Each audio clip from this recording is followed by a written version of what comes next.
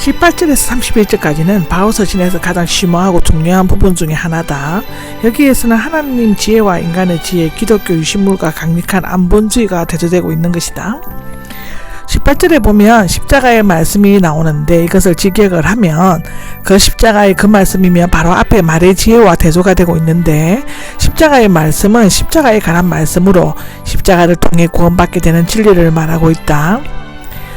말하자면 십자가 또는 십자가에 달리신 그리스도만이 인간을 구원할 수 있는 유일한 방법이라는 것이다. 사람들이 십자가에 보이는 태도는 두 가지인데, 십자가의 말씀이 멸망하는 사람들에게 어리석은 일이라는 것이고, 이 멸망하는 사람들은 복음을 믿지 않는으므로 궁극적으로 구원을 이루지 못하고 멸망하는 사람들을 의미하는데, 현재의 중간태 분사는 이미 파멸의 길에 있는 자들의 상태를 계속적으로 유지되는 것을 나타내고 있는 것이다. 어리석은 것은 비이성적인 우둔한 또는 무가치한 것을 나타내는데, 인간적으로 볼 때 고난당하시고 십자가에 달려 죽으신 예수님을 그 중심 내용으로 하는 복음의 메시지는 매우 어리석고도 무가치하고 모순된 것으로 보여지고 있다. 두 번째로는 십자가의 말씀이 구원을 받는 우리에게는 하나님의 능력이 된다인데, 십자가의 말씀 곧 복음이 믿고 구원을 받는 자들에게 하나님의 능력이 되는 것이라고 로마서 1장 16절에는 기록되어 있습니다.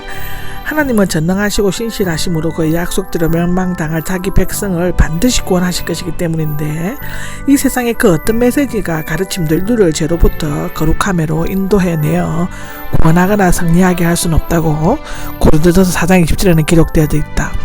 그러나 하나님의 능력은 모든 것을 가능하게 하며, 이러한 하나님의 능력은 그리스도의 십자가의 가르침에서 나타나고 있는 것인데, 여기 구원받는은 앞의 멸망과는 마찬가지로 현재 분사로서 구원받은 행위에 대한 즉각적인 결과가 계속적으로 일어나는 것을 보여주는데, 바울은 구원을 과거의 사건, 즉 로마서 8장 25절에 기록되어 있는 것처럼 현재의 상태와 가정, 미래의 결과 등으로 묘사함으로써 구원이 단편적으로 시진 것이 아니라 영원히 계속되는 과정임을 나타내고 있다.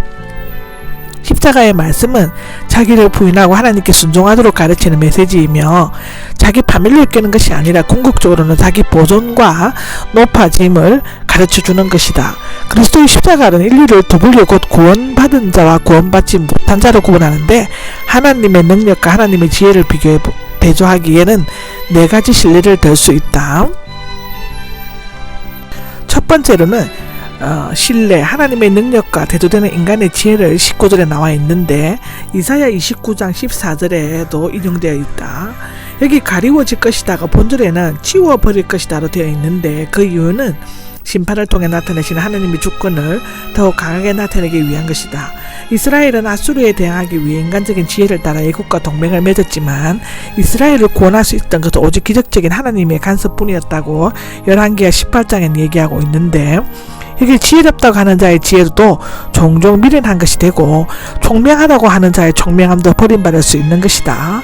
그러나 하나님의 지혜는 인간의 지식이나 철학을 완전히 뛰어넘어 하나님의 능력의 극치인 십자가에 나타나게 된다고 기록하고 있다. 두 번째로 20절에 하나님의 능력의 모순대로 인간의 지혜가 나오는데, 이사야 33장 18절을 자유롭게 인용하고 있는 것인데, 이 구절은 아수르 왕 사네립이 군사력으로 유대인을 공격하여 전리품을 취하가려고 하다가 자신의 군사들이 멸망하여 갑자기 퇴각하게 된 것을 예언한 말인데, 여기 지혜 있는 사람은 일반적으로 이방 철학자, 즉 헬라의 지혜 있는 철학자를 가리키고, 여기 학자는 서기관 등의 의미는 있지만 율법에 능독하여 율법을 가리키는 교사를 가리키는데, 여기 변론가는 헬라의 계변가들처럼 변론가 질문을 던지는 자들을 의미한다고 사도행전 6장 9절, 9장 29절에는 기록하고 있다. 이것은 일상의 지혜가 얼마나 어리석은 것인가를 실증하고 있는데, 인간의 사상이나 문명도 시간이 지나면 모두가 다 낡고 파괴적인 것으로 된다는 것이다. 세 번째 신뢰로는 인간의 지혜가 실패했을 때 나타난 하나님의 지혜인데, 아덴 근처에는 헬라의 4대 주요 철학파들, 즉 에피쿠로스, 스토아, 플라톤의 아카데미, 아리스토텔레스의 레시엄이 있었다. 그들은 우주의 진리를 탐구하고 신의 존재를 구명하려고 했지만 실패하였고, 바울이 활동하는 시대의 헬라의 위대한 철학자들은 하나도 남아있지 않는 것이다. 한편 헬라인들은 인간의 이성만으로도 이 세상의 신비로운 일을 얼마든지 파악할 수 있다고 생각했기 때문에 아까의 싸움에서 패하고 로마 정부에 십자가에 달려 죽은 사람이 구세주라고 선포하는 것은 불합리하고 참으로 어리석은 일로 보였을 것이다. 인간은 스스로의 지혜를 통해서가 아니라 십자가의 복음 즉 비밀한 가운데 있는 하나님의 지혜를 믿는 신앙을 통하여 구원에 참여하게 된다고 마태복음 11장 25절에서 30절에는 기록하고 있죠. 네 번째로는 하나님의 능력과 인간의 지혜에 관한 유대인과 헬라인의 태도인데, 유대인들은 표적을 일반적인 자연법칙에 어긋나는 이상함에서도 초자연적인 기적을 구했는데, 특히 자신들은 로마의 압제에서 해방시켜 줄 수 있는 신적 능력을 가지신 메시아를 기대했다고 마태복음 12장은 그렇게 기록하고 있다. 그들은 종종 예수님을 찾아와 표적을 요구했고, 여기 헬라인들의 지혜를 찾았는데 헬라인들은 이성적으로 이해할 수 없는 것을 받아들이지 않았고 지적인 요구에 만족을 주지 못하는 것들을 무시하였다. 그들은 이성적인 증거를 계속 요구하였고 사색적인 학설을 탐구하였으며 가장 새로 되는 것을 말하고 들으려고 하였다고 성경은 기록하고 있다. 십자가에 못 박히신이 나오는데, 완로 본사형으로서 그리스도께서는 십자가에 단 한 번 못 박히셨고 지금도 그 효력이 계속되는 것을 나타내고 있다.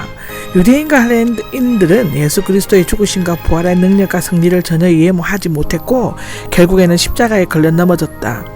부활을 보지 못했을 뿐 아니라 미련한 자가 되어 하나님 나라 밖의 영적인 어둠 속에서 머물러 있게 되었다. 하나님의 부르심을 받은 사람들이 나오는데, 하나님께서 미리 택하시고 영생을 주시기로 작성한 자들이라고 사도행전 13장 48절에는 기록되어져 있다. 궁극적으로 구원에 참여하게 되는 자들인데, 하나님의 절대적인 부르심을 받은 사람들은 이 진리에 귀를 기울이고 그 부르심에 순종하게 된다. 그리고 십자가에 못 박히신 그리스도가 그들을 죄에서 구원하시는 것은 하나님의 능력에 의한 표적의 이상의 기적이요 세상 지혜를 가지고는 상상조차 할 수 없는 하나님의 지혜라는 것을 우리는 알 수 있다. 그 이유는 더 강하기 때문이라고 하는데, 하나님과 인간과의 절대적인 차이가 지적되고 있다. 헬라인들과 로마인들은 한낱 죄수로 십자가형을 받은 전혀 존경스럽지 않은 인물이 세상의 구세주가 된다는 것은 터무니없고 어리석은 일이라고 생각하였다. 그러나 그리스도의 십자가의 죽으심으로 나타난 하나님의 어리석음이 인간의 가장 큰 지혜보다 더 크다고 말할 수 있는 것은 인간이 해결할 수 없는 문제를 해결할 수 있기 때문인데, 그리고 십자가에서 그리스도를 통해 드러난 하나님의 연약함은 그의 부활로 말미암아 인간의 그 어떤 능력보다도 훨씬 더 큰 능력의 표시라는 사실을 입증하고 있는 것이다. 26절에서 32절까지는 지금까지 바울은 십자가의 말씀이 구원의 근본이요 하나님의 지혜이며 교회 분쟁이 세상 지혜를 쫓는 어리석은 일임을 언급하고 있는데, 여기에서는 왜 이 세상 지혜를 쫓고 자랑해서는 안 되는가를 고린도 교회가 형성된 신뢰를 들어 설명하고 있습니다. 첫째로는 부르심의 대상이고 육신적으로가 나오는데, 육체의 기준을 따라 세상 사람의 관점에서 인간의 본성이나 인성 조건에 따라서의 뜻인데, 유능한 사람, 즉 가물이 좋은 사람도 모두 적용되는 것이라고 하는데, 지혜 있는 사람들이 나오는데 높은 지식과 높은 교육과 지식을 갖춘 헬라 철학자들 같은 사람들이, 유능한 사람들은 정치적으로 건세와 지혜가 높은 사람이고, 가문이 좋은 사람은 명성과 재물을 가진 가문에서 태어난 사회적으로 상류계급에 속한 사람들을 가리킨다고 하는데, 이 셋은 기독이 사회의 기준들, 즉 지적인 교양, 정치적인 권세, 사회적인 신분인 것인데, 고린도 교회에서 이런 사람들이 없지는 않았지만 결코 많지는 않았다는 것을 우리는 알 수 있습니다. 27절에 보면 택하셨습니다가 나오는데, 여기에서 택하다의 부정과거형으로서 하나님께서 특별한 목적을 위해 혼자 스스로 택하셨음을 나타냅니다. 하나님께서는 지혜로운 사람들, 즉 지적이고 박식한 자들과 강한 자들, 즉 권세 있고 힘센 자들의 무리를 부끄럽게 하시려고 세상의 어리석은 것들과 악한 것들을 택하셨다고 하는데, 어리석은 사람의 지혜로운 사람들을 부끄럽게 하는 것은 그가 이미 천국의 시민이 되었고 지혜로운 사람들이 알지 못하는 귀한 것들을 알고 있기 때문인데요. 하나님께서는 이와 같이 지혜로운 사람들을 부끄럽게 하심으로써 그들로 하여금 하나님께로 돌아오게 하신 것입니다. 그리스도 안에 있는 악한 사람들이라도, 약한 사람들이랄지라도 강한 사람이 움직일 수 없는 강한 힘과 지혜와 재능을 가지고 있는 것인데, 특히 도덕이나 윤리적인 면에서 세상의 강한 것을 약한 것이고 그리스도 안에 있는 약한 것은 강한 것이다 하는 것입니다. 여기에서 것들은 종종 복수로서 그런 종류의 무리를 나타내는 것이죠. 하나님께서는 택하셨습니다인데 있는 것들은 세상에서 가장 훌륭하고 중요한 사람처럼 보이는 사람들인데 없는 것들은 즉 사회적으로 전혀 쓸모없고 필요가 한 사람들이라는 것이고 여기 비천한 사람들은 멸시받는 것들은 사회적 신분이 낮은 계급에 있는 사람들을 가리키는 것이라고 합니다. 하나님께서는 이 세상에서 비천하여 멸시와 천대를 받으며 아무런 존재 이유나 가치가 없는 것처럼 여겨지는 자들을 택하여 지혜있고 아는 것과 가진 것이 많은 것처럼 자랑하는 자로 하여금 오히려 자신들이 쓸모없는 삶을 깨닫게 하신다는 것입니다. 부르심의 결과는 그 어떤 육체도 하나님 앞에서 자랑하지 못하게 하셨습니다. 여기 그 어떤 육체를 직역을 하면 모든 육체이고 비유적으로는 모든 사람들을 가리키는 것이죠. 하나님과 맞서는 자로서의 인간 존재 전체를 가리키는데 하나님 앞에서 여러 가지 인간적인 요소와 기준에 근거하여 스스로를 높이는 자는 하나님 앞에서 자신의 비천함과 연약함과 어리석음을 깨닫고 자랑을 멈춰야만 한다는 것이다. 모든 사람이 동등한 재능이나 학식을 가진 것은 아니지만 참된 신자들은 동등한 권리와 기회를 지닌 그리스도 나라의 시민들이므로 모두가 그리스도 안에서 평등하며 자랑할 것이 없다라고 하는 것이다. 그리스도 예수 안에 있게 되었는데가 나오는데 무엇보다도 고린도 교회에서의 중요한 것은 그들이 그리스도 안에서 새로운 존재가 되었다는 사실인 것이다. 그들은 그리스도를 믿음으로 그리스도와 인격적인 관계를 맺고 됐고 그리스도와 하나가 되었는데 그런데 그들은 불러 그리스도와 연합시켜 친교를 맺게 해주신 분은 하나님이시다. 예수님은 구속함이 되셨습니다 라고 하는데 고린도 교인들이 스스로 예수 안에 있다는 것을 올바르게 이해하려면 그리스도가 그들에게 어떤 존재이며 무엇을 의미하는가를 알아야 할 필요가 있는 것이다. 예수님이 하나님께로부터 나와 우리의 지혜가 되셨다는 것은 곧 과거와 현재 미래에 거친 하나님의 한없는 은혜로 묘사되어지고 있는 것을 우리는 로마서 8장을 보면 알 수 있습니다. 31절을 보면 자랑하려는 사람은 주님 안에서 자랑하라 라고 했는데 인간에게는 자랑할 만한 것이 아무것도 없다는 것이다. 우리가 의로움과 거룩함과 구속함을 얻게 되는 것은 우리의 공로가 아니라 하나님의 선하심에서 비롯된 것이라고 야고보서 1장 11절에는 기록하고 있는 것입니다. 우리는 그리스도의 것이고 그리스도는 하나님의 것이므로 자랑하는 것은 오직 그리스도 안에서만 가능하며 또한 오직 하나님만이 모든 찬송을 받으실 분이라는 것입니다.